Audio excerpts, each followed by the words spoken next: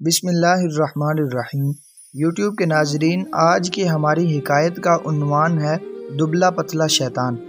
حضرت ابو ہریرہ رضی اللہ تعالیٰ عنہ فرماتے ہیں کہ ایک مرتبہ ایک مسلمان اور ایک کافر کے شیاطین میں ملاقات ہوئی۔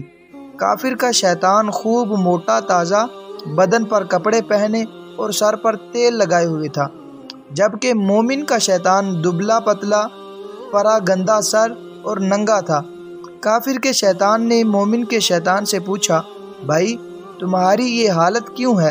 اس نے جواب دیا، میں ایک ایسے مرد خدا کے ساتھ ہوں جو کھانا کھاتے ہوئے بسم اللہ پڑھ لیتا ہے، اسی وجہ سے مجھے بھوکا رہنا پڑتا ہے، اور جب وہ پانی یا کوئی اور چیز پیتا ہے تو اس کا آغاز بھی بسم اللہ سے کرتا ہے، اسی وجہ سے مجھے پیاسا رہنا پڑتا ہے۔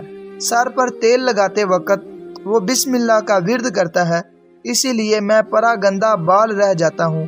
لباس زیب تن کرتا ہے تو اس وقت بھی وہ بسم اللہ شریف پڑھ لیتا ہے، اس کی بدولت میں ننگا رہ جاتا ہوں۔ کافر کے شیطان نے کہا، میں ایک ایسے شخص پر مسلط ہوں جو کسی کام میں بھی بسم اللہ نہیں پڑھتا، اسی لیے میں کھانے پینے اور دیگر امور میں شریک ہو جاتا ہوں۔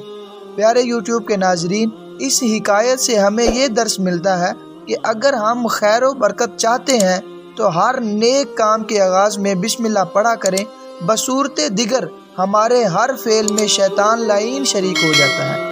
آج کے لیے بس اتنا ہی، انشاءاللہ ملتے ہیں نیکسٹ ویڈیو میں۔ والسلام۔